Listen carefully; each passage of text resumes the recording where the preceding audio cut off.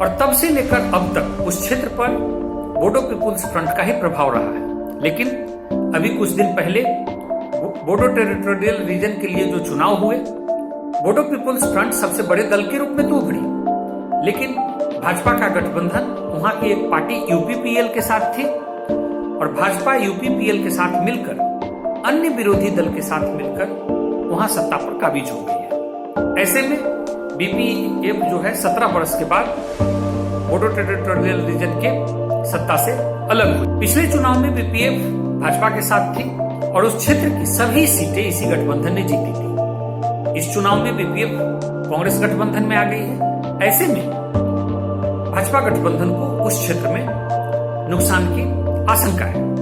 अब हम कांग्रेस गठबंधन की बात करते हैं। कांग्रेस गठबंधन के लिए जो सबसे मजबूत पक्ष है वह है एआईयूडीएफ के साथ गठबंधन। जैसा कि हम जानते हैं, एआईयूडीएफ का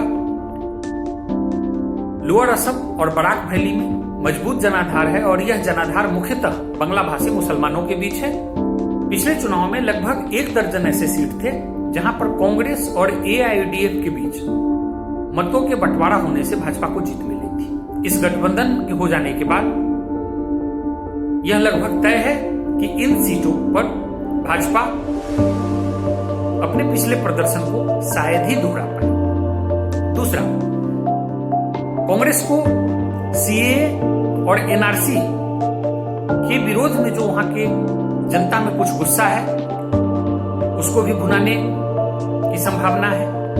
उसे लगता है कि इस आधार पर उसे कुछ मत प्राप्त होगा जिससे भाजपा अपर असम के क्षेत्र में कमजोर होगी। तीसरा, महंगाई, बढ़ते पेट्रोल के दाम, बेरोजगारी इत्यादि के मुद्दे पर भी कांग्रेस को कुछ समर्थन की उम्मीद है। लेकिन इस गठबंधन को जो सबसे बड़ा चैलेंज का सामना करना पड़ेगा वह यह कि भाजपा जो पूरे राज्य में यह नैरेटिव बना रही है कि कांग्रेस का बदरुद्दीन अजमल के साथ जो गठबंधन हुआ है यह वहां से बांग्लादेश से आने वाले लोगों को और ज्यादा जो है यहां आने के लिए प्रोत्साहित करेगा और ये उसको रोकने का कोई प्रयास नहीं करेंगे। दूसरा, इसको सांप्रदायिक रंग भी दिया जा रहा है। ऐसे में कांग्रेस को मुश्किल है कि भाजपा द्वारा बनाए गए इस नैरेटिव का सामना वो कैसे करती है। पुनः कांग्रेस में अब तरुण गोगोई के कद का कोई नेता नहीं है और उसके सभी नेता में सामंजस्य की भी कमी है, अंतर्कलह की स्थिति है। हालांकि चुनाव के नजदीक वे एकजुट होने की कोशिश कर रहे हैं, लेकिन इसमें उनको कितनी सफलता मिलती है चुनाव परिणाम से यह पता चलेगा। तीसरा, कांग्रेस को जो अपर असम का एरिया है वहां पर जो ये तीसरा गठबंधन असम जातीय परिषद और रायजोड़ दल का बना है उसके प्रदर्शन पर भी उसका ध्यान है कि वह कितना वोट काट पाती है और क्या वह भाजपा विरोधी मतों में बड़ा बिखराव करती है। इसी आधार पर कांग्रेस का प्रदर्शन अपर असम में टिका हुआ है। अगर हम तीसरे गठबंधन की बात करें तो जिस समय में इनका आंदोलन चल रहा था उस समय तो इन्हें काफी सपोर्ट मिल रहा था, लेकिन जैसे जैसे समय बीता लोगों के रोजमर्रा के जो मुद्दे हैं वे चर्चा में आने लगे तो इनके समर्थन में कमी आई। दूसरा कि ये दल एक व्यापक गठबंधन बनाने में भी नाकाम रहे। कांग्रेस ने अपने तरफ से इन लोगों को भी साथ लेने का प्रयास किया, लेकिन इन लोगों ने शर्त रखा कि बदरुद्दीन अजमल की पार्टी को आप गठबंधन से बाहर करें, तभी कांग्रेस के साथ कुछ गठबंधन हो पाएगा। पुनः असम जातीय परिषद और रायजोड़ दल का जो गठबंधन हुआ है वह भी बहुत स्मूथ नहीं है। आपस में कई सीटों पर इन लोगों के फ्रेंडली फाइट की स्थिति बनी हुई है। ऐसे में इनके प्रदर्शन पर अभी संशय की स्थिति बनी हुई है। अगर वर्तमान समय में हम देखें तो करीब 1 दर्जन सीट ऐसा है जहां ये मजबूती से चुनाव लड़ते हुए दिख रहे हैं, लेकिन बाकी सीटों पर इनकी स्थिति वोट कटवा की ही है।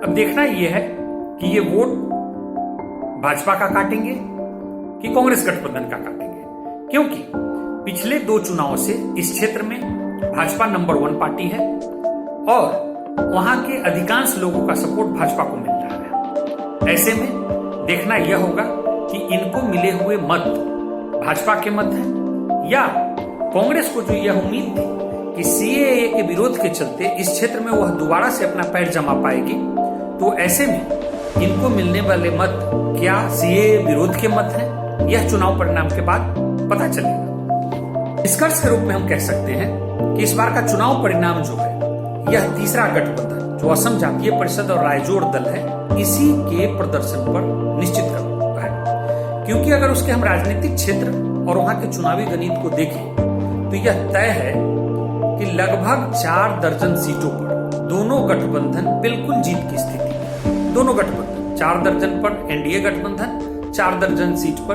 कांग्रेस गठबंधन जीत की स्थिति में। बाकी 30 सीटों पर ही के चुनाव परिणामों पर ही वहां की सरकार का भविष्य टिका हुआ है कि किसकी सरकार बनेगी।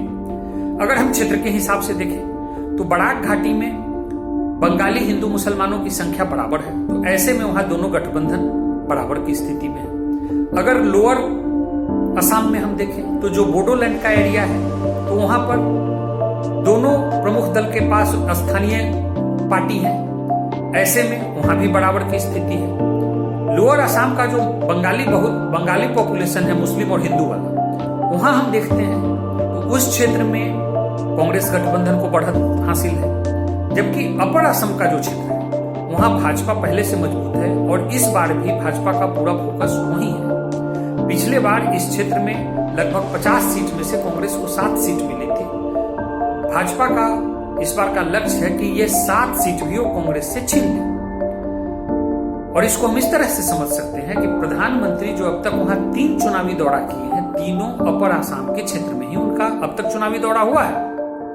ऐसे में एक बात तो तय है कि अगर हम वोट प्रतिशत के हिसाब से देखें तो इस चुनाव में कांग्रेस गठबंधन को भाजपा गठबंधन से ज्यादा मत प्रतिशत हासिल होगा। लेकिन यह ज्यादा मत प्रतिशत क्या ज्यादा सीट दिला पाएगा, यह स्पष्ट नहीं है।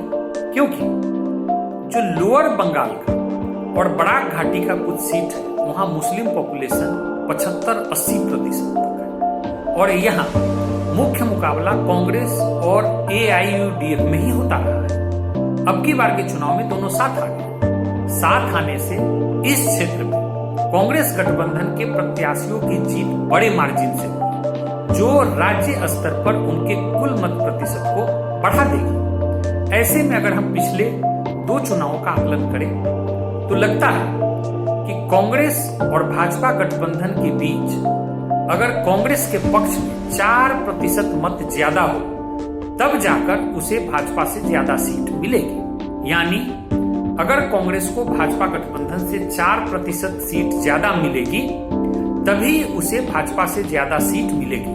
अन्यथा मत प्रतिशत का अंतर इससे कम रहने पर भाजपा को ज्यादा सीट मिलेगी। कुल मिलाकर इस विमर्श से यह तो स्पष्ट हो गया कि वहां कांटे की टक्कर है और किसी भी दल को बड़ा बहुमत नहीं मिलने जा रहा है। हाँ, इसमें एक बात जरूर है कि अगर छोटे बहुमत के साथ भी भाजपा जीत गई तो 5 साल तक बहुत स्मूथ शासन चलाएगी। लेकिन छोटे बहुमत से अगर कांग्रेस गठबंधन वहां सत्ता में आए, उनकी सरकार पूरा कार्यकाल पूरा नहीं कर पाएगी। हम अगले वीडियो में केरल के विधानसभा चुनाव की चर्चा करेंगे।